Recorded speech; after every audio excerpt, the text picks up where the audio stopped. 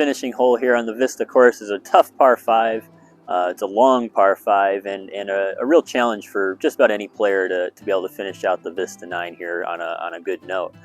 Off the tee here, you just want to be careful. There are 2 fairway bunkers, one a little bit shorter on the left-hand side. That's big trouble if you find yourself in there. It's going to make it really difficult to even get close enough to reach the green on your next shot, especially if you find yourself a little bit further up, closer to the lip, which is where a lot of players will end up if they go in there.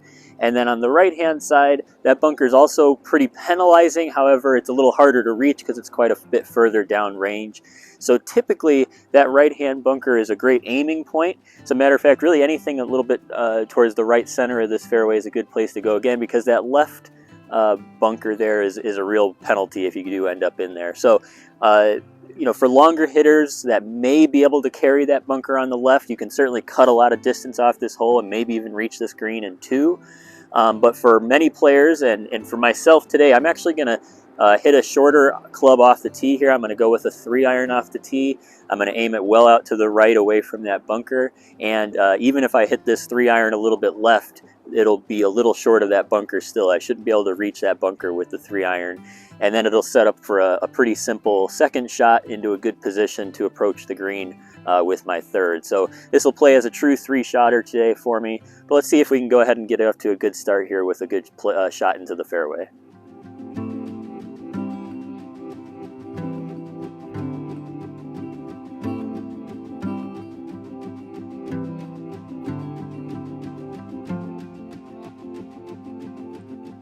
All right, before we hit our next shot, I want to talk about relief from a cart path. And while this is a very common rule scenario to encounter, not everyone knows how to take relief here or understands, you know, the idea of when you get relief and where that relief area would be. So let's take the case of ball sitting right here on the cart path like this. The first thing we have to do is just make sure, does it interfere with your stance, your swing, or your lie? So are you standing on the cart path? Will your backswing or follow through hit the cart path? And then, or is the ball itself lying on the cart path? So in this case, we're actually in all 3 situations. So we definitely have the opportunity to take relief from here. Now, you don't have to. You're more than welcome to play the ball from the cart path like this.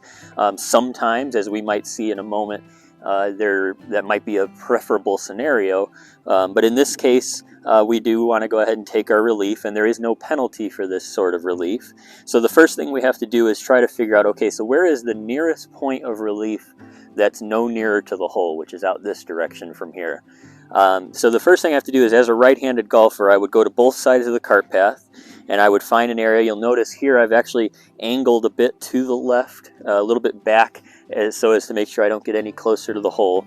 But I would go ahead and take a stance and mark the position where that first point of relief would be. And then I would also go to the other side of the cart path. You have to do both sides, and I would mark the fact that my relief area is there. And then I have to determine, okay, so which one of those areas, either this one here or this one out over here, which one of those areas is closer to the ball where it lies. So in this case, we're fortunate in that our ball is a little bit closer this way. So I would go ahead and start my relief from there. I get 1 club length, and remember, you want to use your driver in this case. I don't have it with me, but you would want to use your driver because that would give you the largest area that you have. And then you'd have 1 club length in any direction, again, no nearer to the hole, and then you'd be able to drop into that area. You just have to make sure after you drop that it is in the relief area and that you don't have any interference from the object that you took relief from. So if my ball were to accidentally bounce a little bit this way and I still had the cart path in my way on the follow through, I would need to redo that drop to get it into the proper position. Now let's say my ball was just a little bit further this way. Now I have my relief area, or my marker there, and then I have my marker there. In this case, now all of a sudden that one may be closer, in which case I have to take my relief that direction. Even though this is more beneficial to me, I have to make sure that I go to the nearest point of relief and the nearest point of relief only. Now imagine this bush here next to us was just a little bit closer to the cart path. That relief area, or that spot, that point of nearest point of relief, that might actually be right in the center of the bush. Now this is where a lot of people get this ruling wrong, is they assume that you don't have to take relief there. You get to go a little bit further away into a clearer spot, but that's not the case. You're only getting relief from the cart path. So the first thing you'd have to do is find your spot, even if it's in the middle of the bush, and then determine if you want to take that relief. Now, if you do choose to go there and you drop in the bush, then you can take, an unplayable lie or try to take a whack at it from the bush, but you only get relief from the path, not anything else. Even if there was a second cart path over there, you'd have to take relief from this path first, then take relief from that one, and it could end up in a back and forth or something like that, but eventually you've got to find a spot where you can either play from or just choose to play from the cart path. So if that bush was a little bit closer, I would probably just play from the path, maybe pitch it out sideways this way. So hopefully that helps you understand, first of all, when you get relief, so when it interferes with your stance, swing, or lie, and then finding that nearest point of relief, taking your one additional club length, always no nearer to the hole, no penalty stroke, and then you can go ahead and play your next shot from there.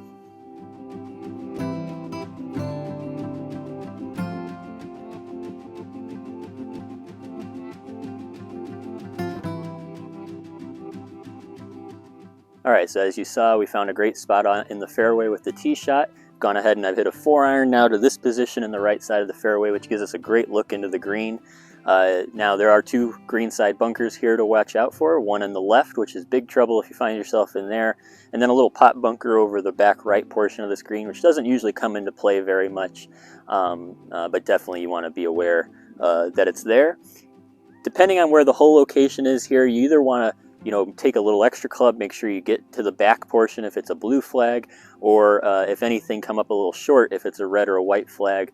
Over the green to a blue flag, short of the green to a red or white flag is a much easier shot, and that's due to the valley that's through the center of this green. If you have to negotiate that with a long putt or a chip down through it or something like that, it could be a really challenging up and down to save a par. So today we have about 136 yards to a blue flag that's in the back left corner of this green, and again, just to make sure I get it there, and if anything go a little bit long, go ahead and take a nice smooth 9-iron to it, see if we can get ourselves close for a birdie look.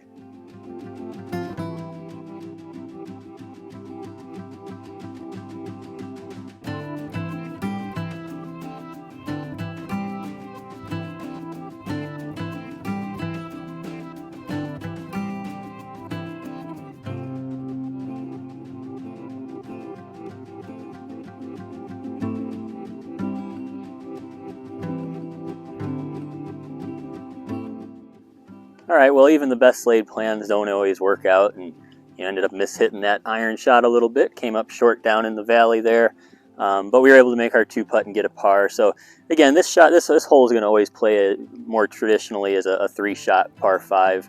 Again, if you have good favorable conditions, or if you're a longer hitter, you might be able to make this one in 2. But for most of us, it's better to play a nice safe tee shot into the fairway, because again, that's where you're going to make a big score here is with that tee shot going into one of those fairway bunkers. Lay up into the big part of the fairway for your next shot, and then make sure that you pay attention to where that hole location is, and at least try, unlike we did here today, at least try to avoid coming up short to a blue flag or going a little long to a red flag to give yourself a little easier up and down or birdie look.